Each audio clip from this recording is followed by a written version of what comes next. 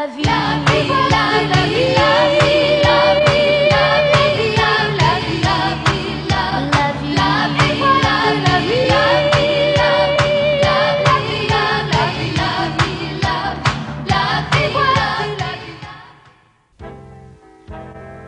Le cerveau humain, la structure la plus étonnante, la plus complexe de l'univers. 10 milliards de cellules ou neurones, selon les uns, 100 milliards, chiffre plus probable, selon les autres. Autant que d'étoiles dans la galaxie.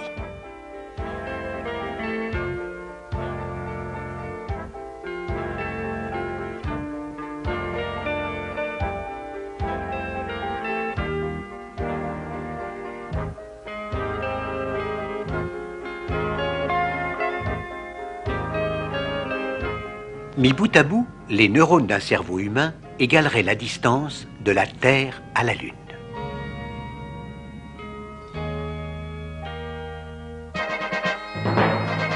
Mais ce cerveau, d'où nous vient-il? Au début de toute vie, voilà de cela environ 3 milliards d'années, il y a eu bien sûr des algues, des bactéries, des invertébrés, puis des poissons, des reptiles.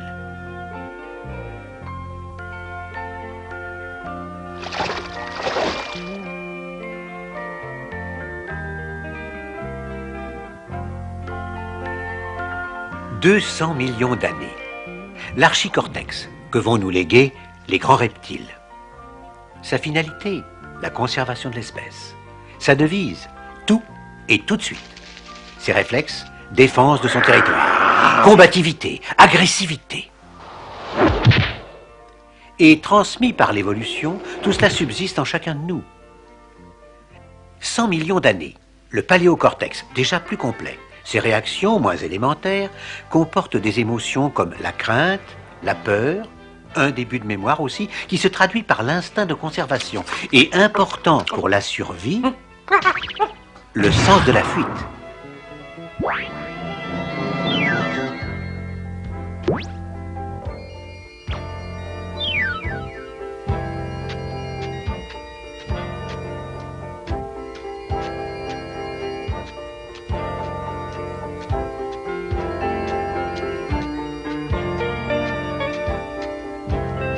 Comme le temps passe, il y a 100 000 ans, le néocortex, le cerveau de l'homme moderne. Il représente 85% de la masse cérébrale. Il va nous permettre les associations d'idées, les inventions.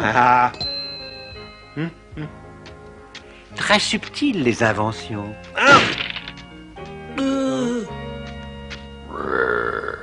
Il va permettre le rêve. Le rêve poétique. Les mathématiques, l'abstraction, l'art. Le néocortex, c'est lui qui, en un mot, va faire de l'homme un homme. Un homme accompli, civilisé. Enfin, presque. L'archicortex, le cerveau des reptiles, le paléocortex, cerveau des premiers mammifères, le néocortex, enfin, cerveau de l'homme moderne. La communication entre les trois n'est hélas pas toujours parfaite, ce qui laisse le champ libre à de vieux souvenirs. Hé, tu peux pas faire attention, crétin! Il va quand même pas te laisser faire, non? Il y a quelque chose qui ne va pas? Ah, tant mieux, je croyais.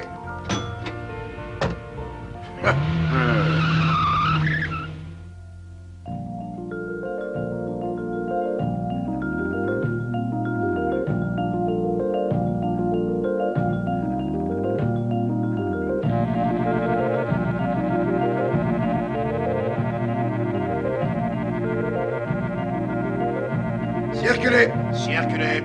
Nous allons vers le cerveau. Formidable. Oh, que je suis content, les enfants. Vous allez pouvoir admirer l'organisation la plus parfaite de la création. Des milliards de cellules, des milliards de connexions. Vous verrez, c'est extraordinaire. Et en quoi, maître, un organe aussi parfait peut-il avoir besoin de nos services? J'avoue que c'est une chose qui me dépasse. Mais vous n'y êtes pas du tout, voyons. Ses besoins sont énormes. Il utilise à lui seul 2000 litres de sang par jour, qui lui fournissent 60 litres d'air. C'est 20% de ce que consomme le corps tout entier. Privé de nous, de l'oxygène que nous lui apportons pendant 10 secondes, c'est la syncope, la perte de connaissance. Et si cela se prolonge seulement quelques minutes, ce sont des lésions définitives, puis la mort pour tout l'organisme. Quelque chose ne va pas? Besoin de notre aide pour continuer? Allons, ce n'est pas un endroit pour parler ici ou discuter. Alors, circulez, je vous prie. Circulez.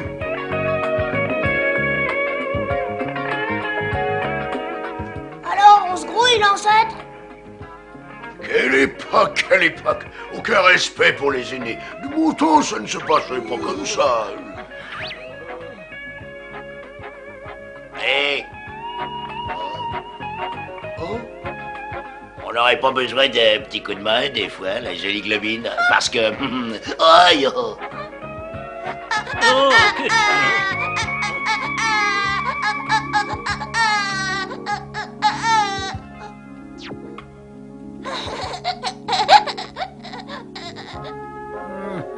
appel à tous les organes et à la population sanguine. Ordre d'accélérer la circulation pour répondre à une demande du cœur. Je répète, accélération générale de la circulation pour répondre à une demande du cœur. Bah alors, maître, vous ne vous pressez pas? Oh non, les enfants, parce qu'ici, nous ne sommes pas solidaires du reste du corps. Ce qui se passe ailleurs ne nous concerne pas. Même quand il s'agit du cœur? Ah non, le cerveau n'obéit pas, il commande. Ici, nous avons priorité absolue, même sur le cœur. Et vous? Non, non. Par là. Pourquoi ne viennent-ils pas avec nous? Parce que le cerveau a surtout besoin d'oxygène. Et aussi de sucre. Mais eux, ils doivent emprunter des voies spécialisées.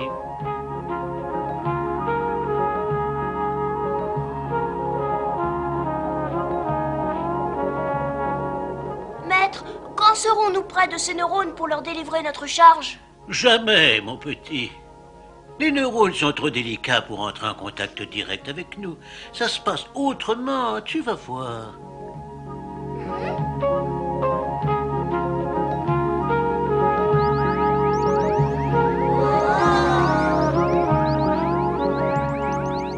Et voilà.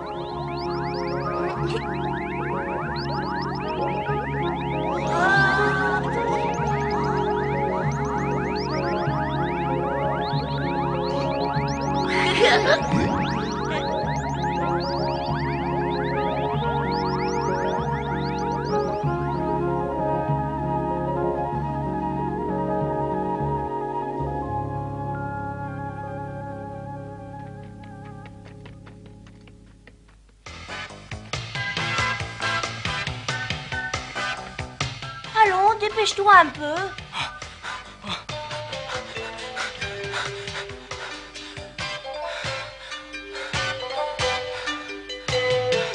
Et quelque part, à l'intérieur de la terminaison nerveuse, un coursier en angiotensine attend pour transmettre la sensation.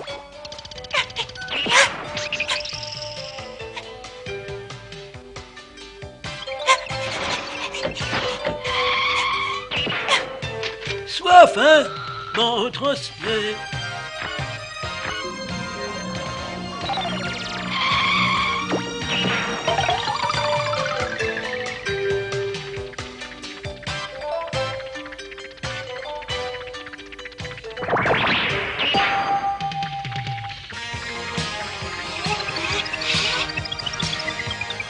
Allons, allons, pressons, pressons, transmettez, transmettez.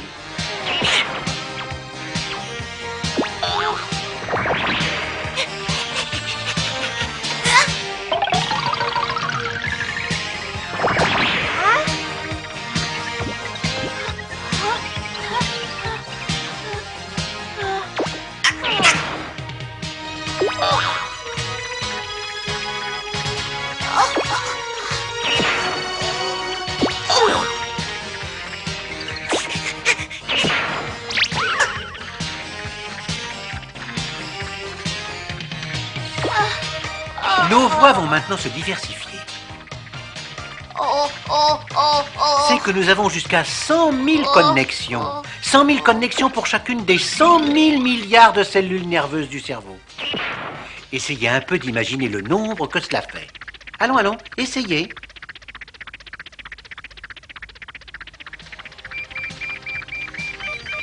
Tiens, voilà nos transmetteurs chimiques qui arrivent.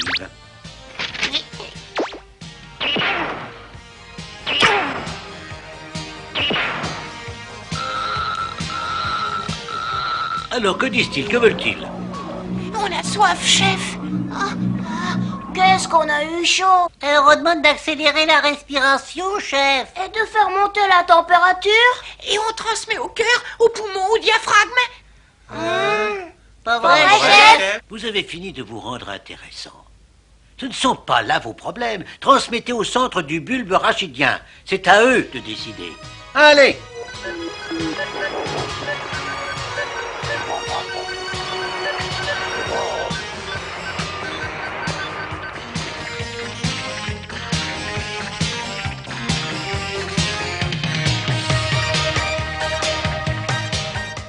Des sucres pour la zone corticale R12. Pulsation plus rapide de 4,30. Perméabilité des ions insuffisante dans le secteur 2003. Essayons, messager. Et c'est la soif, chef. Qu'est-ce que je fais? Transmettez à l'hypothalamus qu'il donne l'ordre de boire. Hein? Mais non, on doit pour ça s'arrêter, perdre du temps. C'est pas si urgent. C'est quoi? Écoutez, on a déjà fait monter la température. Et demandez la transpiration. Et l'accélération de la respiration. Il faut transmettre à l'hypothalamus l'ordre de boire. On doit d'abord demander au cœur de battre plus vite. Au poumon de respirer davantage au centre de régulation. Non, non, non, non, non, non, non, non. On ne peut pas tout demander en même temps. Respectons les priorités. Vieille barbe, vieille paterne. Gâteux. Messieurs, messieurs, transmettons tout au cerveau supérieur. C'est à lui de prendre la décision. Voilà, bonne idée. Et notre responsabilité, alors.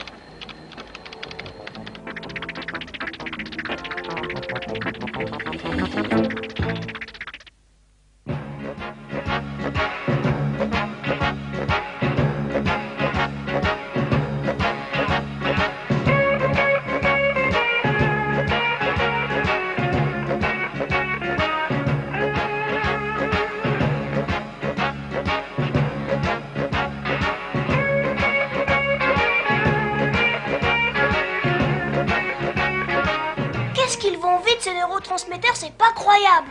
Ils vont au moins 1000 fois plus vite que nous. Tout cela n'est que la transmission des ordres, mais chaque ordre s'appuie sur la connaissance, la mémoire, l'expérience et le raisonnement. Et comment fait-il le cerveau pour en savoir autant? Alors ça, mes enfants, c'est un grand mystère, car le cerveau contient un nombre de données qui défie l'imagination. Expliquez-nous, maître, je vous en prie. Oui, oui, bien sûr, je vous ai... je dis que je vais... Ah non, circulez, circulez. Eh bien, le cerveau reçoit de tous les sens, de tous les organes aussi, des informations qu'il répartit dans ses neurones, ses cellules, si vous préférez. Et comment cela? Eh bien, on croit savoir que ça se passe à peu près comme... enfin, je vais le donner, par exemple, voilà.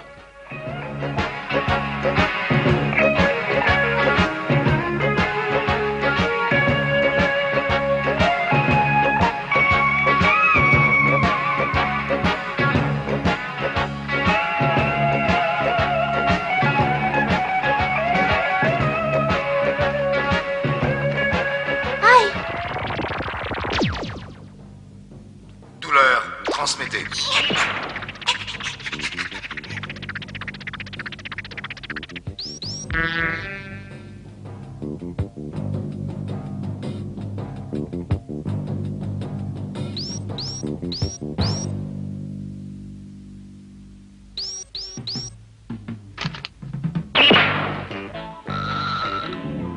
Une épine, ça pique, c'est à enregistrer.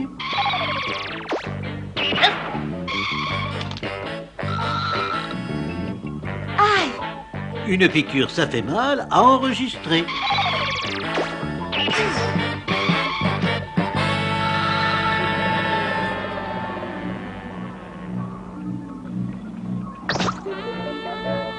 Une piqûre, ça saigne, à enregistrer.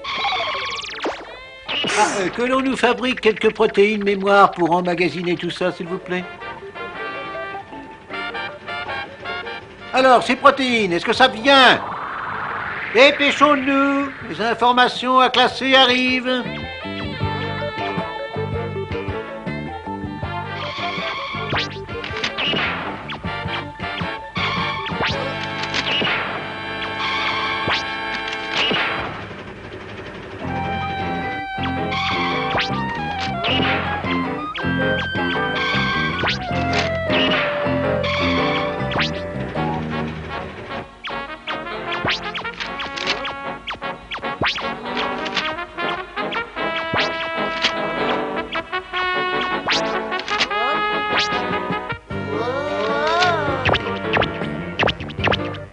Par ici, les protéines mémoire.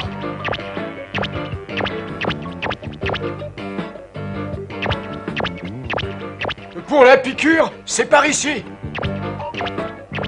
Les boucles de la douleur, par ici. Et pour le sang, c'est tout droit. Le sang, c'est rouge, par Le ici. sang, c'est visqueux, par là. Le sang s'attache, par là. Le sang, c'est chaud. Tout ce qui est chaud, c'est par là. Chaud. Ah bon, voilà.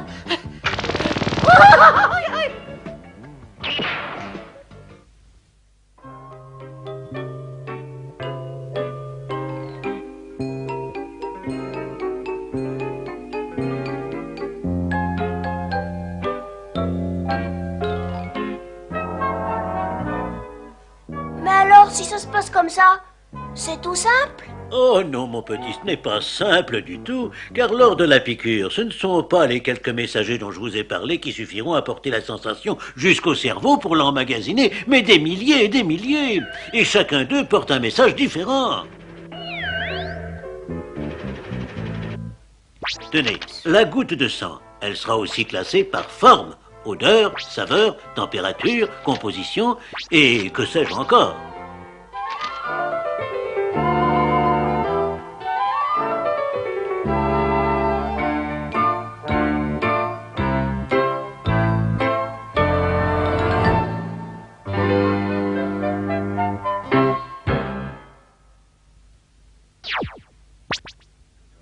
Et oui, c'est tout ça l'activité du cerveau.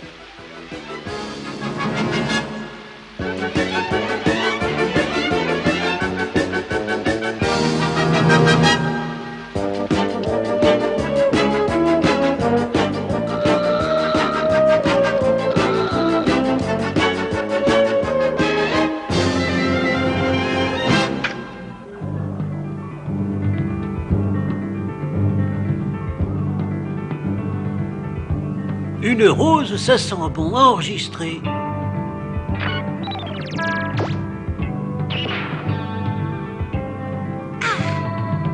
Une rose, c'est doux, à enregistrer.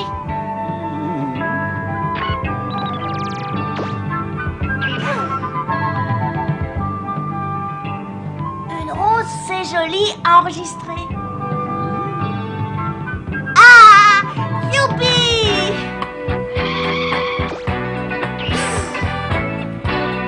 Une rose, c'est léger à enregistrer. Une rose, c'est fragile, à enregistrer. Attention, les épines, ça pique. Transmettez.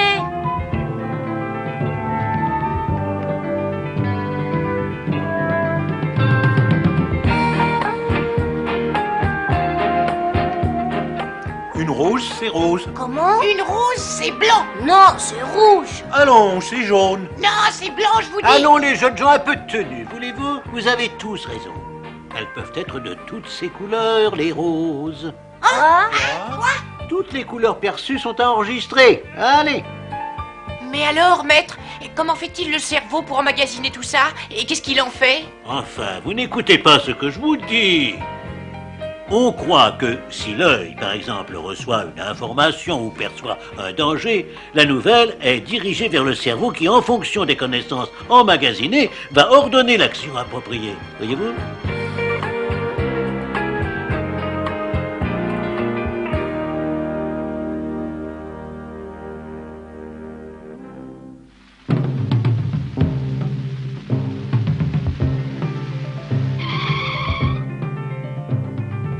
Ça pique. Ça pique.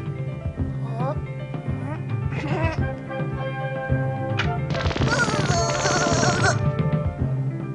Allons transmettre.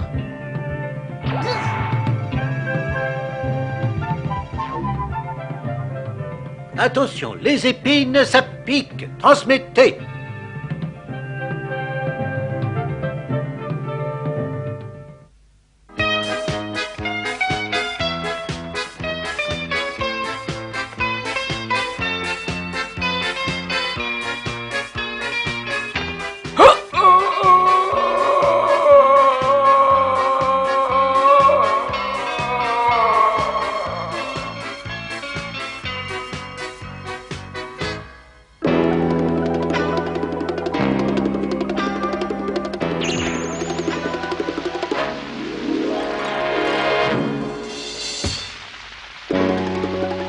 Il faut vite informer le cervelet. Il y a risque de rupture d'équilibre.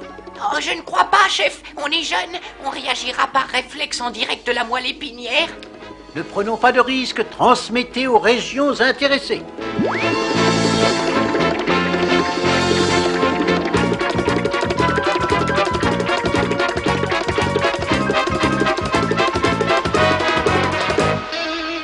Ici, salle de contrôle du cervelet, masse musculaire en risque de rupture d'équilibre. Mettons en marche la régulation automatique. Informons le cortex pour les mesures d'urgence. Ici, centre de commande du cortex. Ordonnez au pied gauche d'avancer rapidement. Ordre à l'hypothalamus de commander aux glandes surrénales de déverser de l'adrénaline pour faciliter l'action. Par mesure de précaution, ordonnez aux mains de se porter en avant pour amortir un choc éventuel.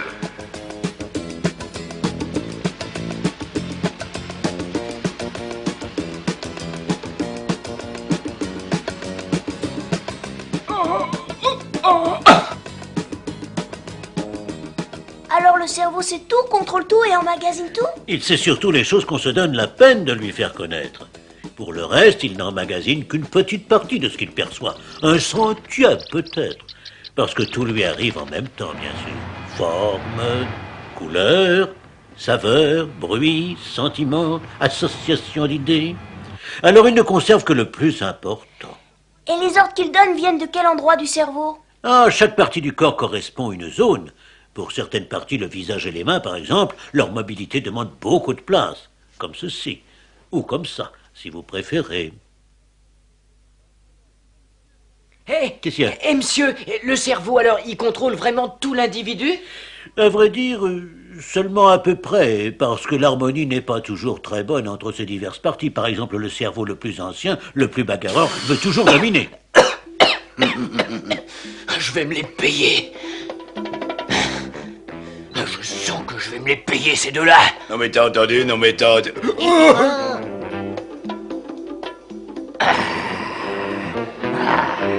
Accélérer le pouls, augmenter la pression du sang, synthétiser du sucre, prêt pour l'attaque.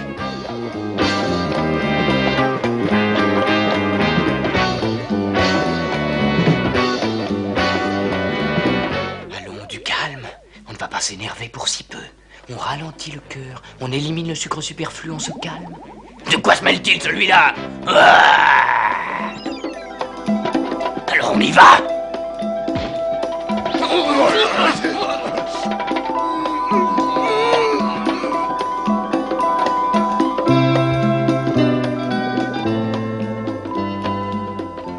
Le cerveau, 100 000 millions de cellules, 10 milliards de milliards de milliards de milliards de milliards de connexions, 1 million de réactions par minute.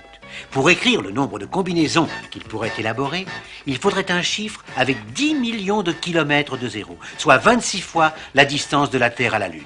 Et tout ceci grâce aux neurones. Mais ce sera là une autre histoire. Voici la vie, la belle vie qui s'écoule sereine. Relevons le défi d'en faire rime à la joie. La vie.